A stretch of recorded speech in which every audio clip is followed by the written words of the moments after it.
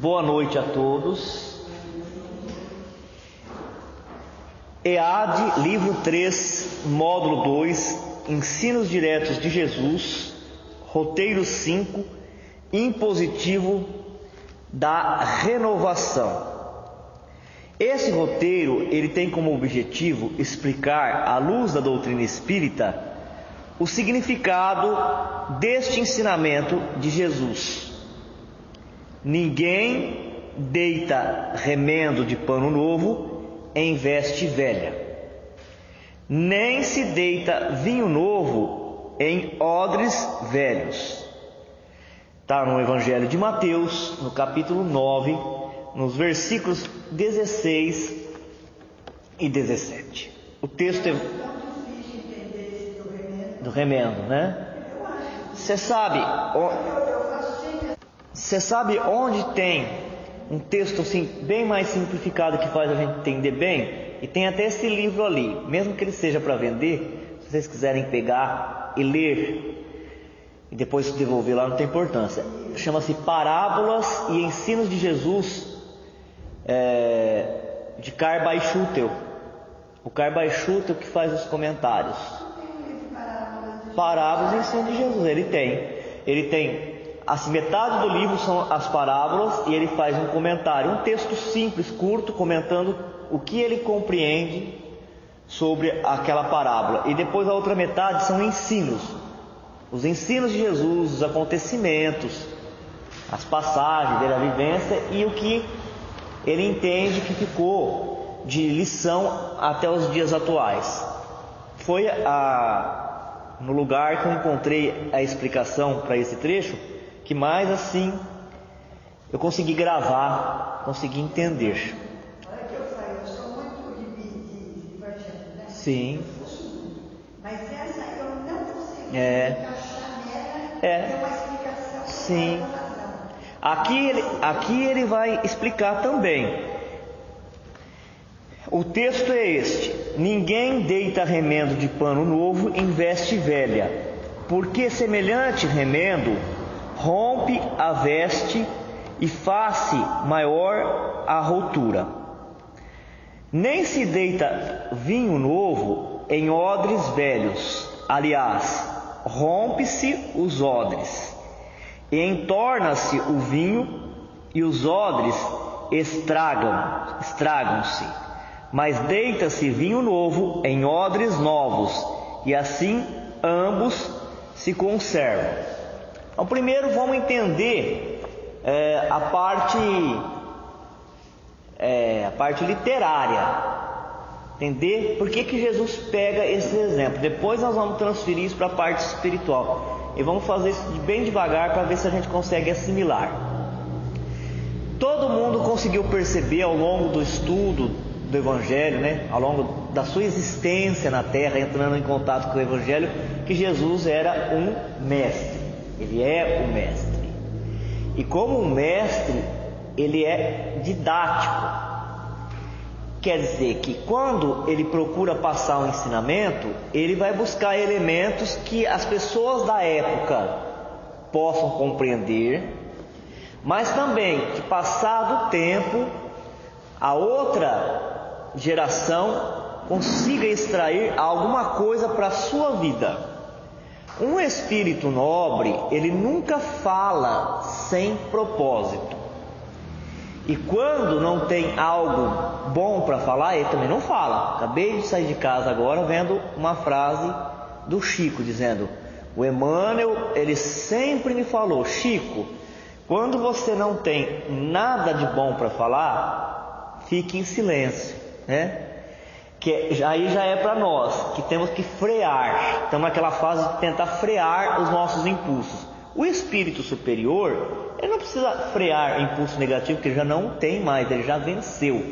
Então, no caso de Jesus, ele sempre busca se fazer compreendido. Nunca um enigma, nunca uma confusão, né? Um sistema que seja eletivo, no sentido assim, de excluir. Algum grupo pode usar aquele conhecimento e o outro grupo não pode.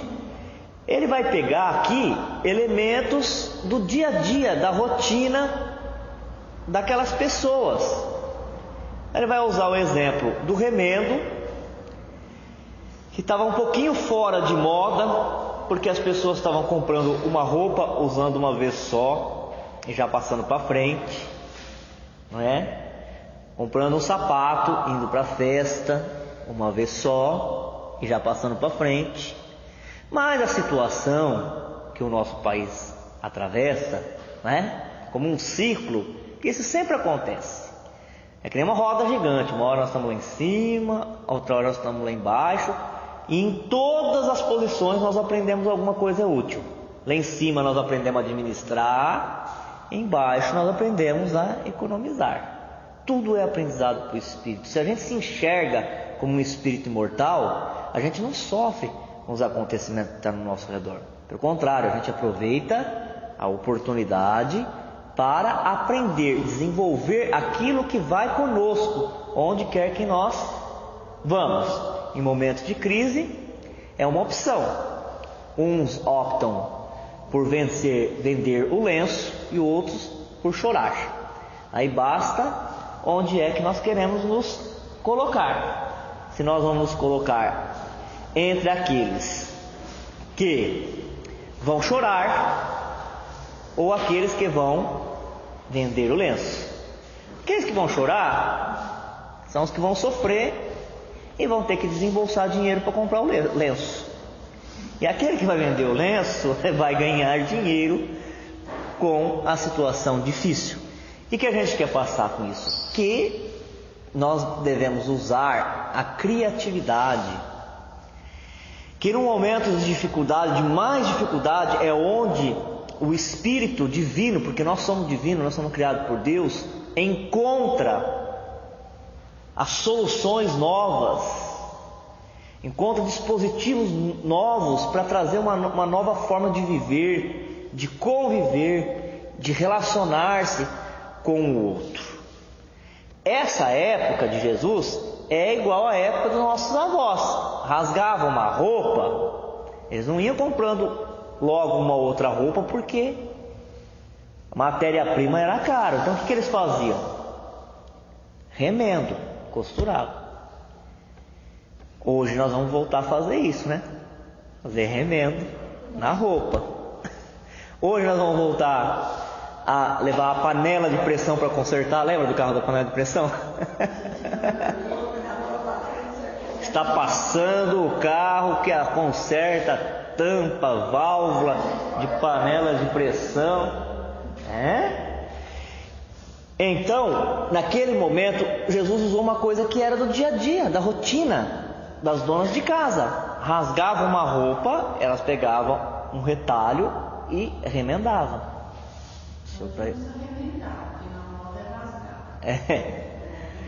Quem for arrojado, né? E um outro exemplo que também coincide com isso é do odre. O odre era como uma bolsa feita de couro de animal para transportar o vinho. Então ele usou uma coisa que todo mundo entendia, para depois transportar isso para os ensinos espirituais. Ele diz assim: quando você tem uma roupa que já está com o tecido velho, enfraquecido, de tanto lavar, de tanto se expor ao sol, você tem que pegar um pedaço de pano que seja velho como ele e costurar. Porque se você pegar uma roupa, um tecido que foi furado, rasgado, e pegar um pano novo e costurar ali, o pano novo, ele resiste. Ele é forte, é mais forte. E o pano velho, ele esgarça, ele não aguenta. Na hora que você vai fazer os movimentos, o novo vai puxar e vai ficar intacto, e o velho vai rasgar. Quer dizer que você vai aumentar ainda mais a ruptura, quer dizer, o buraco. Entende? Agora vamos pensar no vinho. Quando vai transportar um vinho novo, você não pode colocar no odre velho. O odre velho é aquele saco feito de couro de animal para transportar vinho. Porque o vinho novo, quando você está fabricando, o processo de fabricação, né? Você tem que macerar a uva, fazer o caldo da uva e pôr fermentar. Se ele é novo, ele ainda está naquele processo de fermentação. E se ele está naquele processo de fermentação, ele vai aumentar de volume e vai soltar, liberar gases. Para nós isso não é tão simples, porque nós não trabalhamos, né, nas vinícolas. Mas para eles era uma coisa comum, porque era uma produção artesanal. Todo mundo fazia, né, fabricava vinho, assim como todas as mulheres faziam o remendo para roupa. Ele não estava querendo complicar, ele estava usando um exemplo que era atual para aquele momento, todo mundo conseguia compreender. Então, se eu quero transportar um vinho novo, o que eu tenho que fazer?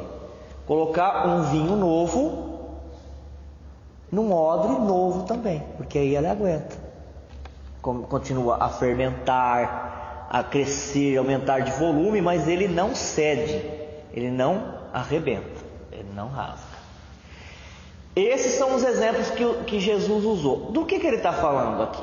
Uma coisa conhecida nossa, espírita. Ele está falando que o espírito, tanto no indivíduo, cada pessoa, quanto de forma coletiva, ele está desenvolvendo virtudes, ele está crescendo.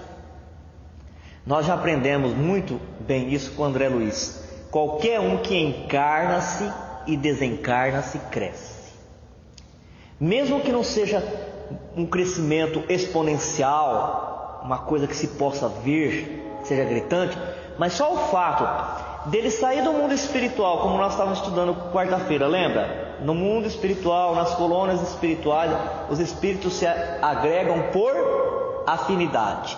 Ele está entre os iguais, entre aqueles que ele ama e aquele que os ama. Só dele sair dessa paisagem e se ligar ao corpo físico, o corpo físico é o corpo das sensações. Através do corpo físico, que faz vibrar o corpo perispiritual, a inteligência, que é o espírito, ele sente contatos, ele tem sensações. Não só daquela ligação com o embriãozinho, com o bebezinho, né, na encarnação, ele já tem um choque. E esse choque já faz haver uma expansão da consciência. É uma evolução. Depois, no momento do desencarne, é um outro choque biológico. É desligar-se de um corpo que nós ficamos durante um tempo, nós aprendemos a lidar com eles, nós aprendemos a movimentar esse corpo para manifestar nossas vontades, os nossos pensamentos, e nós nos desligamos dele.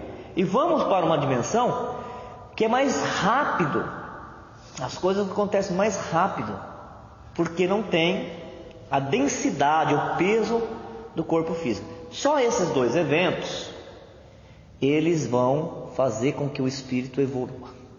Só esses dois eventos. Agora, é esperado, é planejado que entre esses dois momentos, berço e túmulo, pelo esforço que o aprendiz faz, né, o filho de Deus, que ele evolua mais. Aí vai depender do livre-arbítrio. Se usando o livre-arbítrio se esforça mais, tem um melhor aproveitamento. E se esforça menos, tem um menor aproveitamento, mas evolui. Evolui.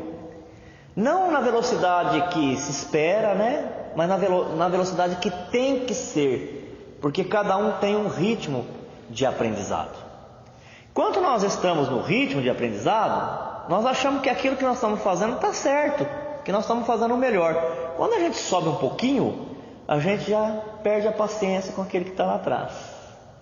A gente acha que ele não faz nada para se esforçar, mas ele está no ritmo dele, ele está evoluindo. Deus, que é o Criador, ele é muito seguro da sua criação, ele não se apavora, ele não tem ansiedade, ele aguarda esse tempo que cada um tem.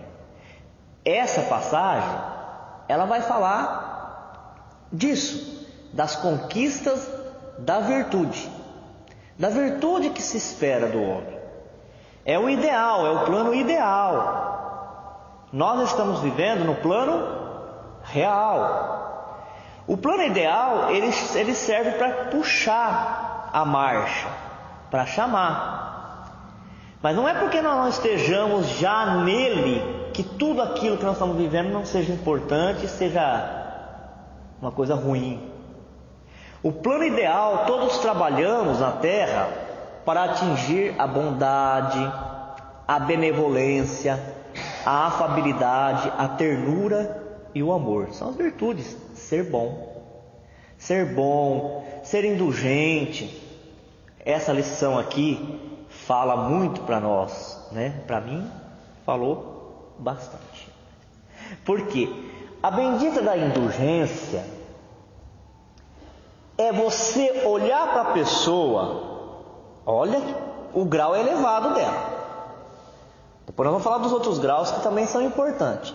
É você olhar para a pessoa e não ver o defeito da pessoa mais. Será que a gente consegue isso? Não ver. É o grau máximo dela.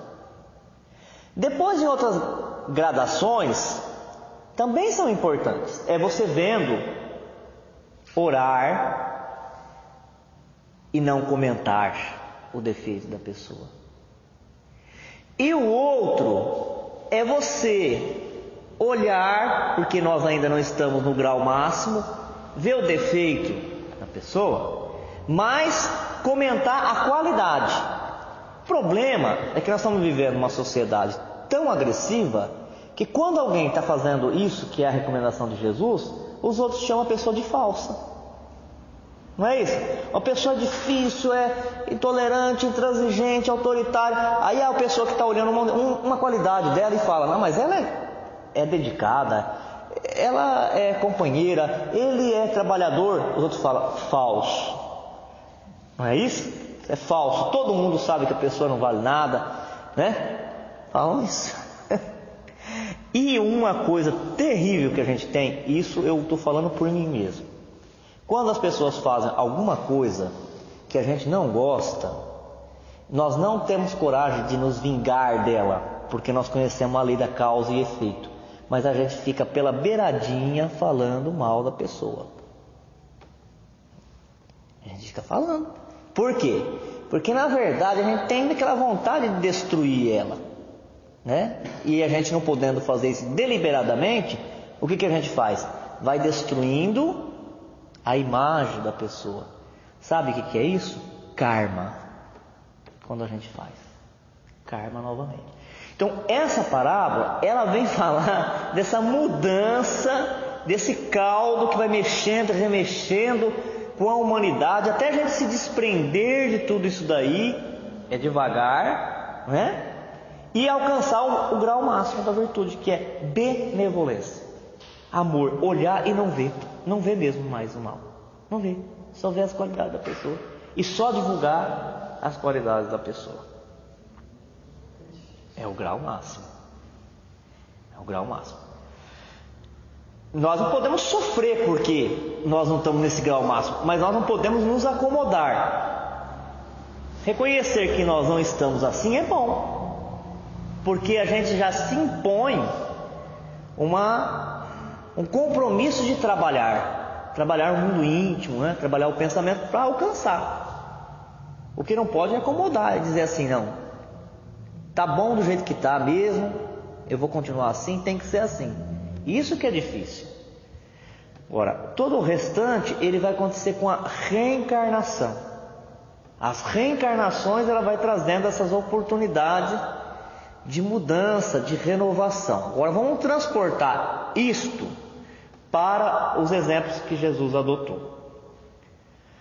O que seria o tecido velho? O tecido velho seria a maneira antiga, não tem nada a ver com idade, a maneira antiga de lidar com as coisas, os preconceitos, a forma antiga de lidar com as coisas, do toma lá da cá, do revide, da vingança. Ou então, se for para o campo da religião, os ritos, a religião dos cultos exteriores, daquela tentativa de barganhar com o divino, desde a época do politeísmo, né? Eu vou lá para aplacar a ira do vulcão, de algum deus que eles achavam que fosse, eu faço uma oferenda de flores para poder despertar e alegrar o Deus da chuva. Eu faço uma dança da chuva. A gente vem evoluindo, caminhando assim. Depois, os sacrifícios, né, que eram feitos dos animais para derramar o sangue, porque o sangue tem vitalidade. Quem será que ia tomar, sugar aquela vitalidade do animal que era sacrificado? O Deus de Israel não é, né? O nosso Deus, o Deus único, onipresente, onipotente, não é, mas alguém ia. Alguém ia naquela fase da humanidade sugar aquela vitalidade daqueles sacrifícios. E depois foi se sofisticando os rituais e eles foram se transformando em rezas, em cantorias, em hinos, em ofertas que se coloca no altar. Ou até mesmo na cultura popular, as intenções. Quem já não fez uma intenção? Se isso der certo, eu vou fazer, tenho a intenção de ficar sem comer alguma coisa. Não é isso? As chamadas intenções. Tudo na barganha. Coitado do Salanguinho. Quem será que é o Salanguinho, hein? Nem sei quem que é. Mas que o povo judia desse Salanguinho põe ele procurar tudo. Perde brinco, é o Salanguinho que vai procurar. Perde carteira, o Salanguinho que vai procurar. Eu tinha uma tia que tinha um São Benedito e ela colocava café para São Benedito. E nessas épocas assim, nossa, que não chovia, nós íamos lá, pegava o São Benedito dela, escondido. Isso é karma também, não vai ter que pagar, porque ela é sensível, ela chorava, porque ela tinha o São Benedito como alguém da família dela. Ela conversava todo dia com o São Benedito e a gente queria castigar o São Benedito, como se ele tivesse alguma coisa que não chovia em Uchoa, né? Será que ele sabe que tem Uchoa? Não, mas é isso. Aí pegava o São Benedito, que já era tudo emendadinho lá, e punha ele ponta cabeça na água. Depois levava de volta só uns pedaços de São Benedito. Para chover. Para chover. Então veja, isso que eu quero dizer, né, nesse tom de brincadeira, quer dizer que nós, como humanidade, a gente não se desprende de uma vez. As reencarnações, ela vai tirando algumas coisas devagar, né, devagar. A gente tem essa relação. Então é esse o tecido velho. O remendo novo é o Evangelho. Naquele momento que Jesus veio, era boa nova, era notícia nova. Mas essa notícia nova, ela não podia ser colocada goela abaixo daquela população que já vinha séculos se reencarnando e tendo um estilo de vida. Eles nem conseguiam entender o que estava sendo falado ali. Nem conseguiam entender. Hoje a gente já consegue compreender alguma coisa dos ensinamentos de Jesus. Vivenciar com o tempo, com o esforço, com o aprendizado da reencarnação. Mas naquele momento, eles não conseguiam entender nem entender o que Jesus falava.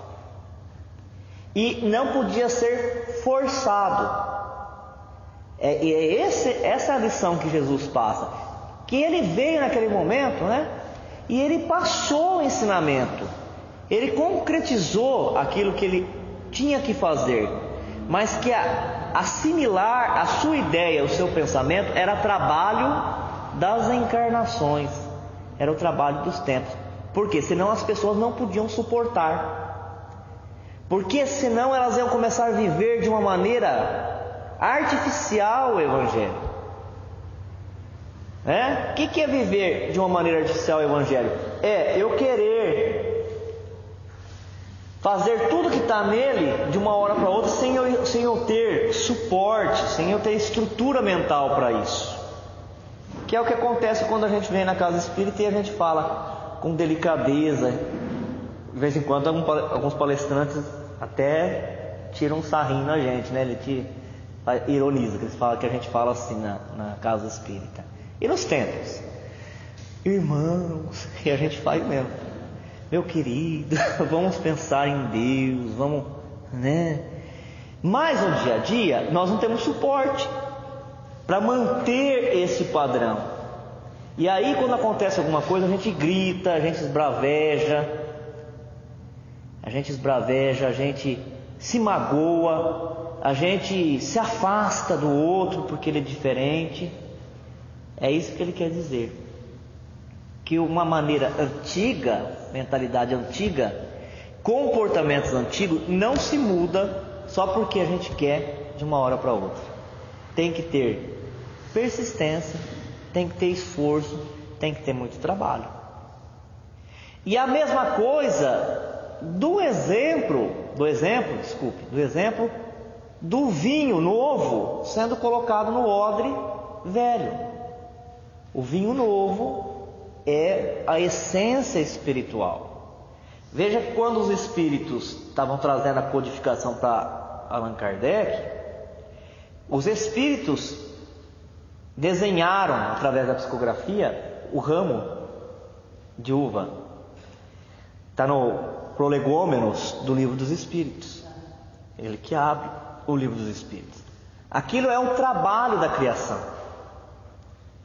Eles mesmo desenham lá o cachinho de uva, desenham o raminho, as folhinhas, e depois eles mesmos explicam. Esse é o trabalho da criação.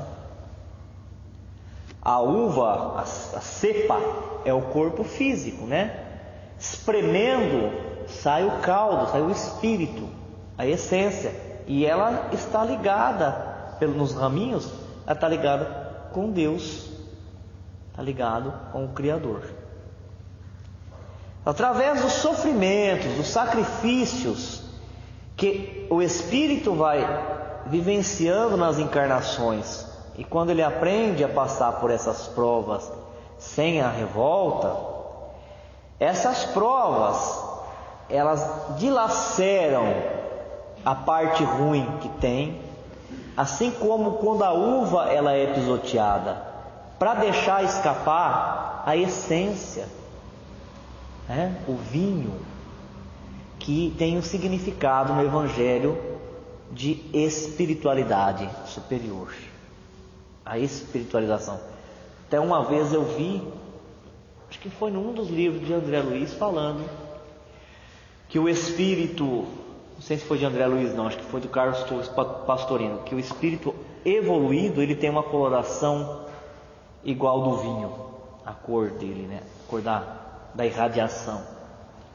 Porque no Evangelho, essa cor rubra, como o vinho, ela traz esse sentido de espiritualização, mas não uma espiritualização gratuita, uma espiritualização dada, mas sim uma espiritualização trabalhada, conquistada com muita dificuldade. Todo espírito na Terra está trabalhando, está buscando, desenvolvendo essa espiritualização.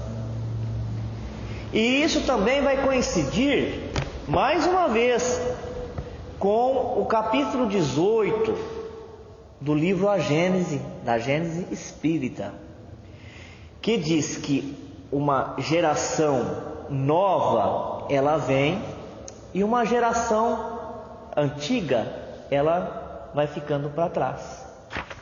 Essa geração nova são os espíritos que se reencarnam, trazendo novos conhecimentos, novas ideias. Espíritos que viveram aqui na Terra já, e que também conseguiram alcançar uma compreensão melhor, e agora vai se reencarnando e vai trazendo essas ideias novas.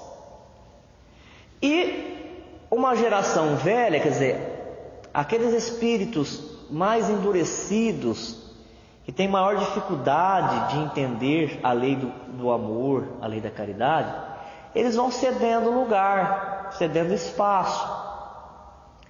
E quando eles não querem mudar, a correnteza dessa nova geração, dessas novas ideias, elas vão arrastando.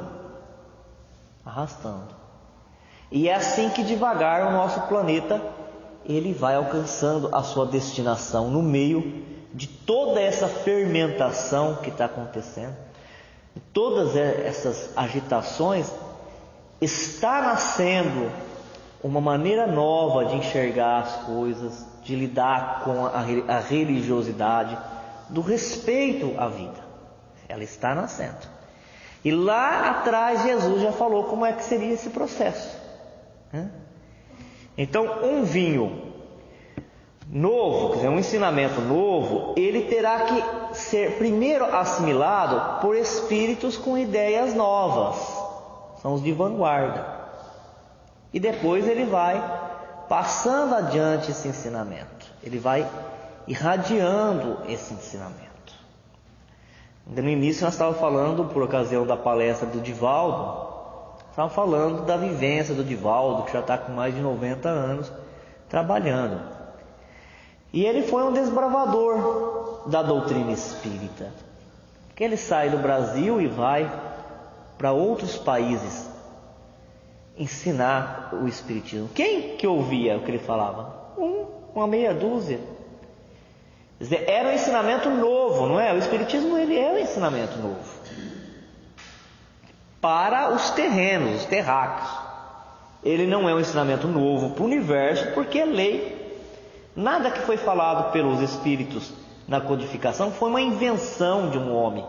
Isso é o que acontece na natureza. Assim como nós sabemos que depois da primavera, né, vem o verão, depois vem o outono, depois o inverno.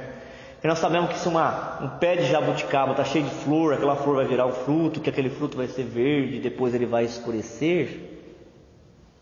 Que tem o dia, depois tem a noite. São leis que estão em todo o universo. Mas para o terreno que vai dilatando a sua percepção, a sua compreensão das coisas, ele é novo ainda. É uma coisa inteiramente nova. Quantos que falam para a gente, falam, eu não entendo nada que vocês estão falando. Para nós é uma coisa muito óbvia, né? Uma coisa até repetida. Porque o ser humano aprende por repetição, tem que repetir mesmo até fixar o conhecimento. Mas para muita gente ele ouve aquilo e fala, não entendi nada do que vocês estão falando. E assim foi. Divaldo passou, virou um núcleo familiar. Hoje já tem nesses países centros espíritas, tem congressos, e a coisa vai aumentando. Mas primeiro ela tem que ser assimilada por mentes novas. Não é espírito novo, é mentalidade nova, né? É desejo de aprender, de descobrir. É aquela curiosidade positiva. Aqui em Uchoa mesmo, quem que aceitou o espiritismo de pronto? Quem que aceitou? Foram poucos. Nesse salão que nós estamos agora, quantas pessoas vinham nas palestras e nos estudos? Durante muitos anos. Um grupo muito restrito, não é? E assim é todo ensinamento, toda ideia nova. Primeiro, ela passa pela indiferença, a pessoa fica indiferente. Depois, pela resistência, querem combater. E depois pela aceitação. É um processo muito devagar. Você vê que para uma lei humana, ela começar a ser aplicada, faz hoje a lei, e só depois de 50 anos que ela vai começar a ser aplicada, que ela vai entrar em voga, que o povo fala, né?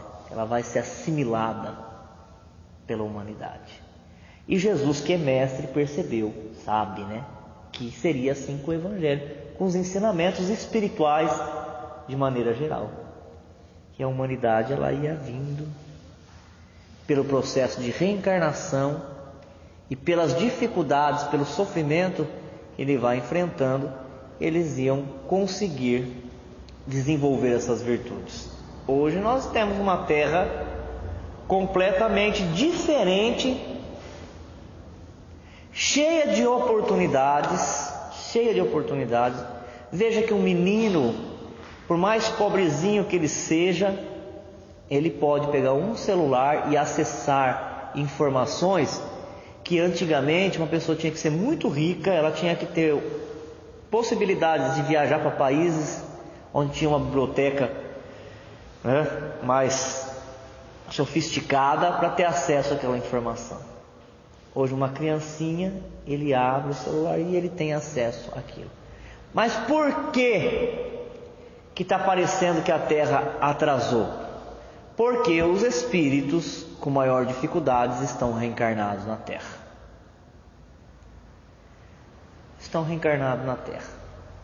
A Terra ela vai avançar, a Terra vai iniciar um outro ciclo de aprendizado, então vamos dar oportunidade para aqueles que estão bem mais atrasadinhos reencarnar na Terra, melhorar, alcançar as suas virtudes, e depois a Terra passa para um outro plano. Aí todos aqueles que já estavam nas camadas mais altas voltam a se reencarnar.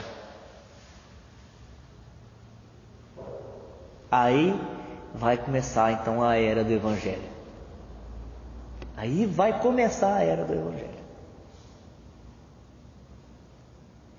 Imagine o espetáculo que vai ser isso aqui, de maravilhas. Aí neste momento, o espírito que perseverou até o fim e tiver a oportunidade de reencarnar aqui vai falar: valeu a pena passar por todas as dificuldades sem perder a serenidade, guardando a fé e sendo um colaborador do Evangelho, sendo um colaborador de Jesus. O verdadeiro homem, para encerrar, o verdadeiro homem de bem é o que cumpre a lei de justiça, de amor e de caridade, na sua maior pureza. Se ele interroga a consciência sobre os seus próprios atos, a si mesmo perguntará se violou essa lei, se não praticou o mal, se fez todo o bem que podia, se desprezou voluntariamente alguma ocasião de ser útil, se ninguém tem qualquer queixa dele, enfim, se fez a outrem tudo o que desejara lhe fizessem. Deposita fé em Deus, na sua bondade, na sua justiça e na sua sabedoria.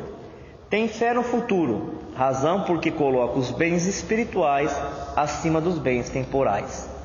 Possuído do sentimento de caridade e de amor ao próximo, faz o bem pelo bem, sem esperar paga alguma. Encontra satisfação nos benefícios que espalha, nos serviços que presta, no fazer ditosos os outros, nas lágrimas que enxuga, nas consolações que prodigaliza aos aflitos.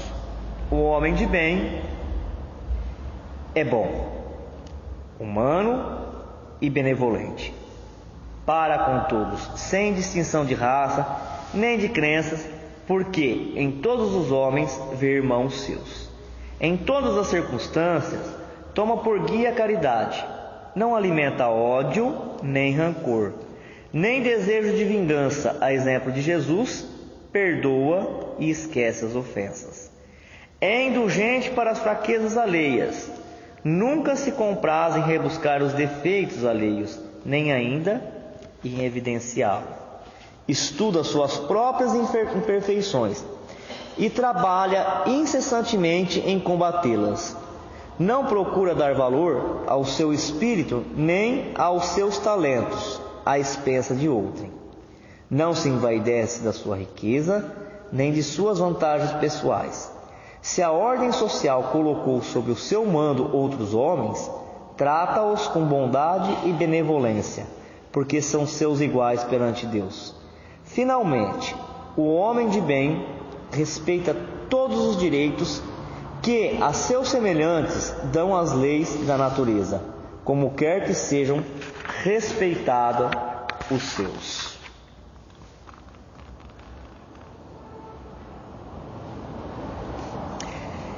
É isso então que nós vamos entender como não se coloca remendo novo sobre uma ruptura velha, e não se coloca o vinho novo no odre velho. Quer dizer, o ensinamento novo requer um espírito que se dispõe a viver diferente, uma nova fase. Nós tivemos também um autor que diz que foi Paulo, que era preciso que o homem velho morresse para que o homem novo nascesse. É este, o homem velho, o homem novo, são os mesmos que estão em nós mesmos. O homem velho é a nossa maneira antiga de ver as coisas, são os nossos velhos hábitos, são os nossos preconceitos. E o homem novo é aquele que quer viver diferente, é aquele que quer se abrir para um novo aprendizado, para uma nova forma de se relacionar com Deus, se relacionar com as outras pessoas